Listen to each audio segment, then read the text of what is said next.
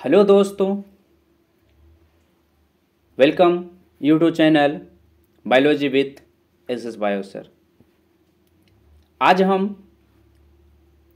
हिंदी के 50 महत्वपूर्ण प्रश्न लेकर आए हैं जो क्लास 10th के लिए बहुत ही महत्वपूर्ण है। जो विद्यार्थी 2023 में एग्ज़ाम देने वाले हैं उनके लिए ये प्रश्न बहुत ही सिद्ध कारगर होगी। तो चलिए आज का हम प्रश्न को देखते हैं।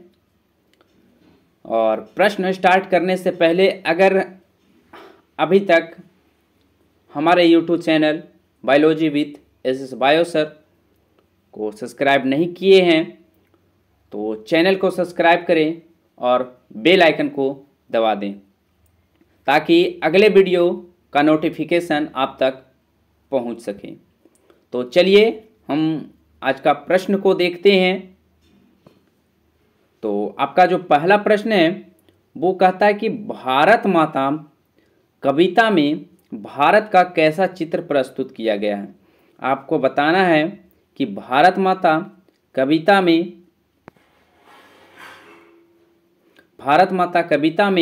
भारत का कैसा चित्र प्रस्तुत किया गया है, ये आपको बताना है।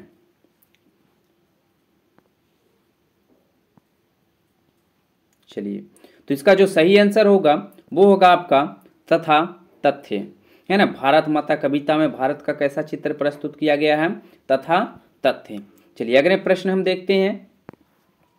दूसरा प्रश्न आपका कहता है कि जातीय अस्मिता की दृष्टि से इतिहास का प्रवाह कैसा है। जातीय अस्मिता की दृष्टि से इतिहास का प्रवाह कैसा है। तो ये जो जातीय अस्मिता की दृष्टि से इतिहास का जो प्रभाव है ये विचित्र और अविचित्र दोनों हैं। ऑप्शन सी राइट आंसर होगा। चलिए आगे देखते हैं। तीसरा प्रश्न कहता है कि आधुनिक सभ्य समाज श्रम विभाजन को आवश्यक क्यों मानता है। आधुनिक सभ्य समाज श्रम विभाजन को आवश्यक क्यों मानता है ना। क्योंकि कार्य कुशलता के लिए आधुनिक सभ्य समाज श्रम विभाजन को आवश्यक मानता है। चलिए आगे देखते हैं। चौथा प्रश्न जो कहता है कि श्रम विभाजन और जाति प्रथा पाठ में बाबा साहेब के किस भाषण का अंश संपादित है। यह आपको बताना है कि श्रम विभाजन और जाति प्रथा में बाबा साहेब के किस भाषण का संपादित अंश है, यह आपको बताना है। चलिए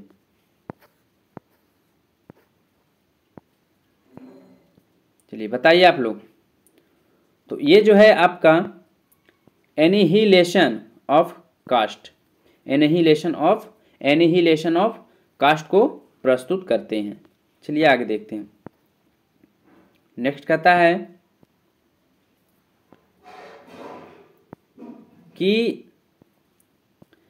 ऐसे ही लड़के आगे चलकर गुंडे चोर डाकू बनते हैं। यह पंक्ति कहानी के किस पात्र ने कही है। ऐसे ही लड़के आगे चलकर गुंडे चोर डाकू बनते हैं, यह पंक्ति कहानी के किस पात्र ने कही है, ये आपको बताना है। तो ये जो है आपका ये सेन साहब ने कहे हैं। चलिए आगे देखते हैं। नेक्स्ट आपका कहता है कि किस अध्ययन के क्षेत्र में भारत के कारण नवजीवन का संचार हो चुका है। भारत के अध्ययन क्षेत्र में किस अध्ययन क्षेत्र में भारत के कारण नवजीवन का संचार हो चुका है।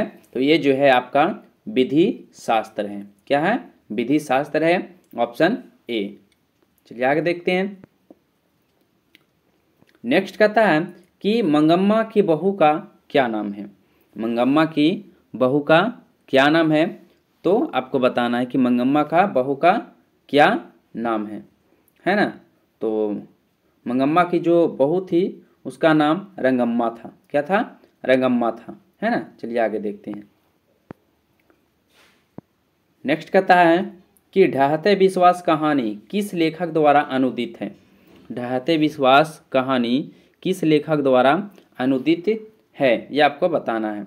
तो ये जो ढहते विश्वास कहानी है ये जो है आपका राजेंद्र प्रसाद मिश्रा, राजेंद्र प्रसाद मिश्रा इसके लेखक हैं। चलिए आगे देखते हैं। नेक्स्ट कहता है कि माँ कहानी किस लेखक द्वारा रचित है? माँ कहानी किस लेखक द्वारा रचित है? तो ये जो माँ कहानी है वो ईश्वर पेटलीकर द्वारा रचित है। चलिए आगे देखते हैं। नेक्स्ट कहती है कि मंगू की माँ की कितनी संतानें थी? मंगू की माँ की कितने संतानें थी आपको बताना है। मंगू की माँ की कितने संतानें थी आपको बताना है कि मंगू की माँ की कितने संतानें थी। चलिए, तो मंगू की माँ की जो संतान थी वो कितनी थी? 4 थी, है ना। चलिए आगे देखते हैं। नेक्स्ट कहता है कि नगर कहानी किस भाषा से अनुदित है? नगर कहानी किस भाषा से अनुदित है? तो ये जो है आपका तमिल भाषा से अनुदित है। नगर कहानी तमिल भाषा से क्या है? अनुदित है। चलिए आगे देखते हैं। नेक्स्ट कहता है कि पापत्ती की उम्र क्या थी? पापत्ती की उम्र क्या थी? तो जो पापत्ती की उम्र थी वो 12 वर्ष की थी। पापत्ती कितने वर्ष की थी? 12 वर्ष की थी। नेक्स्ट कहता है कि धरती कब तक घूमेगी कहानी किस लेखक द्वारा अनुदित है? धरती कब तक घूमेगी ये जो कहानी है वो किस लेखक द्वारा लिखा गया है ये आपको बताना। तो ये जो धरती कब तक घूमेगी ये आपका जो लेखक है वो है सावर दैया। क्या है? सावर दैया। चलिए आगे देखते हैं। नेक्स्ट कहता है कि श्रम विभाजन और जाति प्रथा के लेखक कौन हैं? श्रम विभाजन और जाति प्रथा के जो लेखक हैं वो बाबा भीमराव अंबेडकर साहब जी हैं, है ना। चलिए आगे देखते हैं। नेक्स्ट कहता है कि एक वृक्ष की हत्या कविता किस काव्य संग्रह से संकलित है? एक वृक्ष की हत्या कविता किस काव्य संग्रह से संकलित है ये आपको बताना है कि कविता एक वृक्ष की हत्या किस काव्य संग्रह से संकलित है? तो ये जो है आपका इन दिनों से। क्या है? इन दिनों से। चलिए आगे देखते हैं। नेक्स्ट कहता है क्या कि गरीब बस्तियों में क्या हुआ? गरीब बस्तियों में क्या हुआ? तो ये जो गरीब बस्तियों में हुआ था दंगे, आगजनी और बमबारी हुई थी। क्या हुआ था? बमबारी हुआ था। चलिए आगे देखते हैं। नेक्स्ट कहता है कि सृष्टि का विकास थमा का प्रथमाकार प्रथमाक्षर क्या है? सृष्टि का विकास थमा का प्रथमाक्षर क्या है ये आपको बताना है। तो ये जो है आपका विफलता पर छलके आंसू। क्या है? विफलता पर छलके आंसू। चलिए आगे देखते हैं। नेक्स्ट कहता है कि लौट कर आऊँगा फिर कविता किस कवि द्वारा भावांतरित की गई है? लौट कर आऊँगा फिर कविता किस कवि द्वारा भावांतरित की गई है ये आपको बताना है ना। लौट कर आऊँगा फिर। चलिए देखते हैं क्या होता है। चलिए, तो इसका जो सही आंसर होगा वो होगा आपका जीवनानंद दास। ऑप्शन ए सही होगा। लौट कर आऊँगा फिर कविता किस कवि द्वारा भावांतरित की गई है? तो ये जो है आपका ये जीवनानंद दास के द्वारा। चलिए आगे देखते हैं। आपका अगला जो प्रश्न है वो कहता है कि मेरे बिना तुम प्रभु किस भाषा से अनुवादित है? मेरे बिना तुम प्रभु किस भाषा से अनुवादित है? तो ये जो है आपका जर्मन भाषा से अनुवादित है। किस भाषा से अनुवादित है? जर्मन भाषा से अनुवादित है। चलिए आगे देखते हैं। नेक्स्ट कहता है कि दही वाली मंगम्मा कहानी किस लेखक द्वारा रचित है? दही वाली मंगम्मा जो है कहानी किस लेखक द्वारा रचित है? तो ये जो है श्रीनिवास के द्वारा। किसके द्वारा? श्रीनिवास के द्वारा रचित है। चलिए आगे देखते हैं। आपका अगला जो प्रश्न कहता है वो कहता है कि भारतीय संविधान के निर्माण में महत्वपूर्ण भूमिका किसकी है? भारतीय संविधान के निर्माण में महत्वपूर्ण भूमिका किसकी है? तो ये जो है बाबा भीमराव अंबेडकर साहब जी का। चलिए आगे देखते हैं। नेक्स्ट कहता है कि सभ्य समाज की आवश्यकता क्या है। सभ्य समाज की ये आवश्यकता क्या है, ये आपको बताना है। सभ्य समाज की स्थापना ये आवश्यकता क्या है, तो ये जो है आपका श्रम विभाजन है। क्या है? श्रम विभाजन है। चलिए आगे देखते हैं। नेक्स्ट कहता है क्या कि 20 के दांत कहानी के रचयिता कौन है। ये आपको बताना है कि 20 के दांत कहानी के रचयिता कौन है, ये आपको बताना है कि 20 के दांत कहानी के रचयिता कौन है। तो ये जो है आपका नलिन बिलोचन शर्मा है ना। ऑप्शन थोड़ा ऊपर नीचे हो गया, नलिन बिलोचन शर्मा। चलिए आगे देखते हैं। नेक्स्ट कहता है कि खोखा का दूसरा नाम क्या था। खोखा का दूसरा नाम क्या था, तो खोखा का जो दूसरा नाम था वो था कासू। क्या था? कासू था। चलिए आगे देखते हैं। नेक्स्ट कहता है कि मदन किसका पुत्र था। मदन किसका पुत्र था, तो जो ये मदन था वो मदन जो था, चलिए ये तो बोल रहा है कि मदन किसका पुत्र था, तो ये जो मदन था वो गिरधर लाल का बेटा था। किसका था? गिरधर लाल का बेटा था। चलिए आगे देखते हैं। नेक्स्ट कहता क्या है कि परवल कौन सी संज्ञा है। ये आपको बताना है कि परवल कौन सी संज्ञा है। तो परवल जो है ये आपका जातिवाचक संज्ञा है। क्या है? जातिवाचक संज्ञा है। परवल कौन सी संज्ञा है? जातिवाचक संज्ञा है। चलिए आगे देखते हैं। अगला जो प्रश्न कहता है कि क्रूरता कौन सी संज्ञा है। क्रूरता कौन सी संज्ञा है, ये आपको बताना है कि क्रूरता कौन सी संज्ञा है। चलिए क्रूरता कौन सी संज्ञा है, तो देखिए ये जो है ऑप्शन आपका ये थोड़ा सा यहाँ पे ये सी होगा, है ना। क्रूरता जो है आपका भाववाचक संज्ञा। क्या है? भाववाचक, है ना। क्रूरता कौन सी संज्ञा है? भाववाचक संज्ञा है। चलिए आगे देखते हैं। नेक्स्ट कहता है कि तोषका कौन सी संज्ञा है। तोषका कौन सी संज्ञा है, तो तोषका जो है ये आपका जातिवाचक संज्ञा है। क्या है? जातिवाचक संज्ञा है। चलिए झुंड बोल रहा है कि झुंड कौन सी संज्ञा है, ये आपको बताना है कि झुंड कौन सी संज्ञा, तो ये जो है आपका समूहवाचक है। चलिए आगे देखते हैं। नेक्स्ट कहता है कि गंगा कौन सी संज्ञा है, ये आपको बताना है कि गंगा कौन सी संज्ञा, तो गंगा जो है व्यक्तिवाचक संज्ञा। क्या है? व्यक्तिवाचक संज्ञा है। चलिए आगे देखते हैं। कहता है कि जमशेदपुर कौन सी संज्ञा है। बताना है आपको कि जमशेदपुर कौन सी संज्ञा है। जमशेदपुर कौन सी संज्ञा है, तो ये जो है जमशेदपुर जो है आपका ये व्यक्तिवाचक संज्ञा है। जमशेदपुर क्या है? व्यक्तिवाचक संज्ञा है ना। क्या है? व्यक्तिवाचक संज्ञा है। चलिए आगे देखते हैं। नेक्स्ट कहता है कि यथासंभव में कौन सा समास है। यथासंभव में कौन सा समास है, तो यथासंभव में जो है आपका अव्ययी भाव समास है। क्या है? अव्ययी भाव समास है। चलिए आगे देखते हैं। नेक्स्ट कहता है कि पराधीन में कौन सा समास है। पराधीन में कौन सा समास है, तो पराधीन जो है आपका तत्पुरुष समास है। क्या है? तत्पुरुष समास है। चलिए आगे देखते हैं। नेक्स्ट कहता है कि पतझड़ कौन सा समास है। तो आपको बताना है कि पतझड़ जो है वो कौन सा समास है, तो पतझड़ भी आपका तत्पुरुष समास है। क्या है? तत्पुरुष समास है। चलिए आगे देखते हैं। नेक्स्ट कहता है कि चरित्र चित्रण निम्नलिखित में कौन सा समास है। ये आपको बताना है कि चरित्र चित्रण जो है कौन सा समास है, तो चरित्र चित्रण जो है ये भी आपका तत्पुरुष समास है। क्या है? तत्पुरुष समास है। चलिए आगे देखते हैं। नेक्स्ट कहता है कि काल के कितने भेद हैं।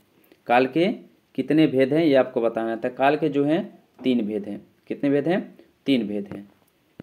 चलिए आगे देखते हैं। नेक्स्ट कहता है कि वर्तमान काल के कितने भेद होते हैं। वर्तमान काल के कितने भेद होते हैं, तो वर्तमान काल के 5 भेद होते हैं। कितने भेद होते हैं? 5 भेद होते हैं। चलिए आगे देखते हैं। नेक्स्ट कहता है कि भविष्यत काल के कितने भेद हैं। भविष्यत काल के कितने भेद हैं, तो भविष्यत काल के 3 भेद हैं। कितने भेद हैं? 3 भेद। चलिए आगे देखते हैं। नेक्स्ट कहता है कि कौन सा शब्द जो है वो तत्भव है। कौन सा शब्द तत्भव है। इससे पहले जो हम वीडियो अपलोड किए हैं उसमें आपको तद्भव, तत्सम, देशज, विदेशज के बारे में बता दिए हैं, है ना। तो इसमें आपको पहचानना है कि कौन सा शब्द जो है वो तद्भव है। तो ये पलंग जो है आपका, ये आपका तद्भव है। क्या है? तद्भव है ना। चलिए आगे देखते हैं। नेक्स्ट क्या कहता है कि कौन सा शब्द तत्सम है। कौन सा शब्द जो है तत्सम है, ये आपको बताना है कौन सा शब्द तत्सम है। तो ये जो है आपका कर्पूर है। क्या है? कर्पूर है। चलिए आगे देखते हैं अगला प्रश्न क्या कहता है। चलिए अगला जो प्रश्न कहता है वो आपका कौन सा शब्द अधिकारी शब्द है। आपको पहचानना है कि कौन सा शब्द जो है अधिकारी शब्द है। तो ये जो घर घर है आपका अधिकारी शब्द है। क्या है? अधिकारी शब्द है। चलिए आगे देखते हैं। नेक्स्ट कहता है कि आग को आप किसके अंतर्गत रखेंगे। आग को आप किसके अंतर्गत रखेंगे।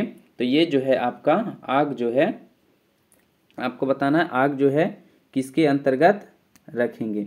तो इस प्रश्न का जो जवाब है आपको कमेंट बॉक्स में कमेंट करना है कि आग कौन सा तत्व है, कौन किसके अंतर्गत रखेंगे। तत्सम, देशज, यहाँ पे देशज होगा, तत्भव या फिर विदेशज, आपको बताना है। चलिए अगले प्रश्न की ओर हम देखते हैं। नेक्स्ट कहता है कि कौन सा शब्द रूढ़ शब्द है। ये आपको बताना है कि कौन सा शब्द जो है वो रूढ़ शब्द है। तो ये जो आप देख रहे हैं देश जो है, देश रूढ़ शब्द है। क्या है? देश रूढ़ शब्द है। चलिए आगे देखते हैं। नेक्स्ट कहता है कि कौन सा शब्द योग रूढ़ शब्द है। कौन सा शब्द जो है योग रूढ़ शब्द है, ये आपको बताना है। तो ये जो है जलन चंद्रशेखर, जलन चंद्रशेखर जो है योग रूढ़ शब्द है। चलिए आगे देखते हैं। नेक्स्ट कहता है कि कौन सा शब्द विदेशज है। कौन सा शब्द जो है वो विदेशज है, आपको बताना है कौन सा शब्द विदेशज है। तो ये जो आपका चाकू जो है वो आपका विदेशज शब्द है। क्या है? विदेशज शब्द है। चलिए आगे देखते हैं। अगला जो प्रश्न है वो कहता है कि यौगिक शब्द कौन सा है। यौगिक शब्द कौन सा है। तो यौगिक शब्द जो है आपका पाठशाला है। क्या? यौगिक शब्द कौन है? पाठशाला है। चलिए आगे देखते हैं। नेक्स्ट कहता है कि बच्चों से खेला जाएगा। बच्चों से खेला जाएगा यह किस वाक्य का उदाहरण है। बच्चों से खेला जाएगा यह किस वाक्य का उदाहरण है। तो ये जो है आपका कर्मवाच्य से उदाहरण। क्या है? कर्मवाच्य से उदाहरण है। चलिए आगे देखते हैं। नेक्स्ट कहता है कि अनादि में कौन सा समास है। अनादि में कौन सा समास है। तो अनादि में जो है आपका नई समास है। क्या है? नई इनम तत्पुरुष समास है। चलिए आगे देखते हैं, या फिर आप इसको तत्पुरुष भी कह सकते हैं। चलिए आगे देखते हैं।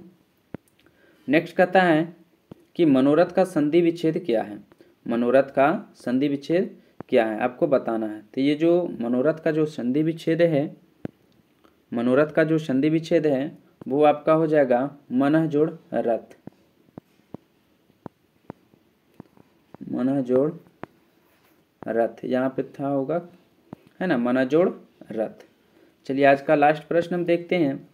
लास्ट प्रश्न कहता है नाभिक में किन किन वर्णों की संधि हुई है। नाभिक में किन किन वर्णों की संधि हुई है, ये आपको बताना है। तो नाभिक में जो वर्णों की संधि हुई है वो अ प्लस ई का संधि हुआ है। नाभिक में किन किन वर्णों की संधि हुई है। तो अ जोड़ ई, है ना, अ जोड़ ई। चलिए इसी के साथ जो है आज का क्लास यहीं पे समाप्त करते हैं। फिर अगले वीडियो में मिलेंगे। तब तक के लिए जय हिंद, जय भारत दोस्तों।